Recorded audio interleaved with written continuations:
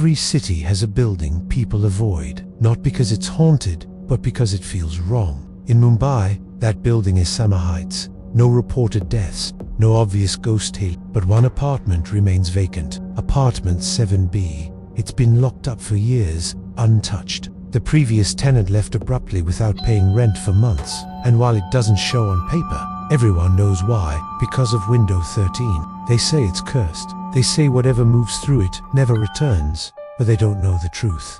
No one does. That is, until today. Because that's the day 22-year-old architecture student Anika decided to move in. It was love at first sight. The moment she saw Samar Heights, the old, imposing structure seemed to hum with an unseen energy. So when she saw the "To Let" sign hanging crookedly outside 7B, she felt a tug.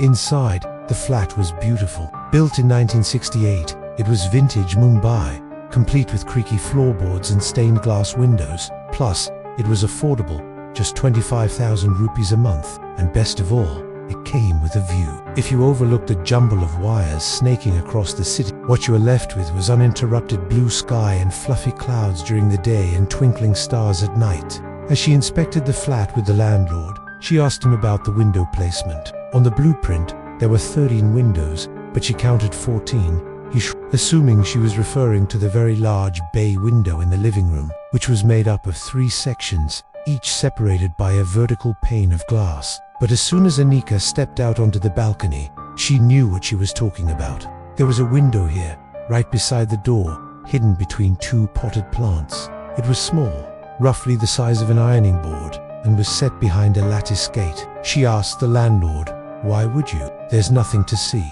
he said, his voice tight. "That window leads to nowhere. You can't possibly stand on that ledge. It's too dangerous." Anika didn't believe him, but she dropped the subject, figuring she could investigate later. By then, the deal was done. She moved in, got her furniture delivered, and began to unpack. Over the next few hours, she explored the rest of the flat, discovering hidden nooks and dusty crannies, and every time she walked past the lattice gate, she peeked in, half expecting to find a secret passage, or maybe a view of the neighboring building, but all she saw was darkness. And then, at 3:13 a.m., her phone pinged. The message startled her awake. It was from an unknown sender. "Have you looked into window 13 yet?" she read, confused. She stared at the screen. Had someone hacked into her Wi-Fi and was messing around? Still half asleep, she replied, "What are you talking about?" But she shouldn't have bothered. The reply was immediate. "The window, haven't you found it yet?" She typed back, "There's nothing here," she added, hoping the person on the other end would get the hint. But instead of backing off, the unknown sender pressed on. "Are you sure? It's hiding behind the others. Do you feel it watching you? Do you hear it breathing?" A shiver ran down Anika's spine. How did this person know about the window? And more importantly, how did they know she'd moved in? Unsure what to do, she finally decided to check it out. With the morning light filtering in, she pushed aside the lattice gate and gasped. All she saw was brick wall. Disappointed, she wandered back to the kitchen to make some tea. But moments later, she heard a noise, like the sound of air escaping a tire. Startled, she hurried back to the window. This time she saw something she couldn't explain. The brick wall was gone, and in its place was fog. It wasn't steam.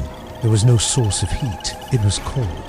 As she watched, mesmerized, the fog formed words.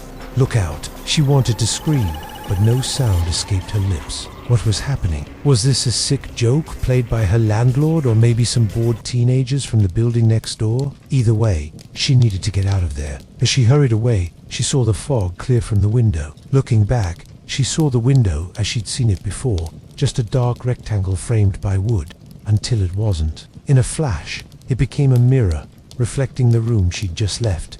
Only it wasn't the same. The furniture was different. The walls were painted a deep red, and in place of the fridge stood a metal table. Anika felt dread pool in her stomach. Was this a trick of the light? A reflection from somewhere else? She wanted to find out, but before she could move, a hand shot out from the mirror, clawing frantically at the glass. Terrified, Anika stumbled back. But then she noticed something strange. The hand wasn't reaching out towards her. It was gesturing to the window. With a shaking hand, she lifted the latch and stepped closer. In the glass, she saw herself standing behind the table with a pot of boiling water. "Look out," she whispered. In response, the girl in the mirror smiled. She smiled, and then she moved her hand away from the window, revealing the steam rising from the pot. And that's when Anika realized she was watching a live feed of the apartment she'd just left. Panic seized her.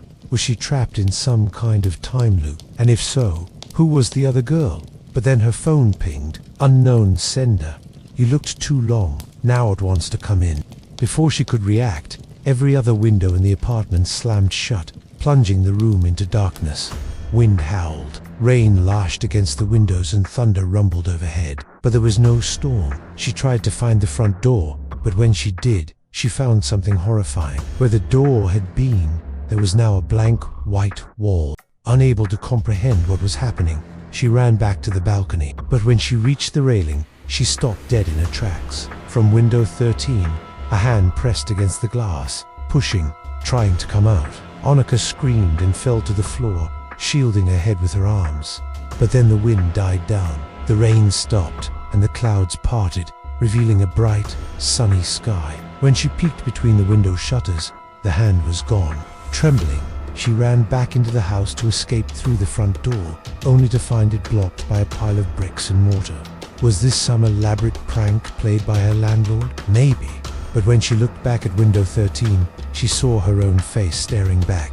Only it wasn't her. This version of her was smiling, her eyes hollow, her skin drained of color. The smile widened, fabric tore, and as Anika screamed, she lunged forward, reached out and grabbed Anika before everything went black.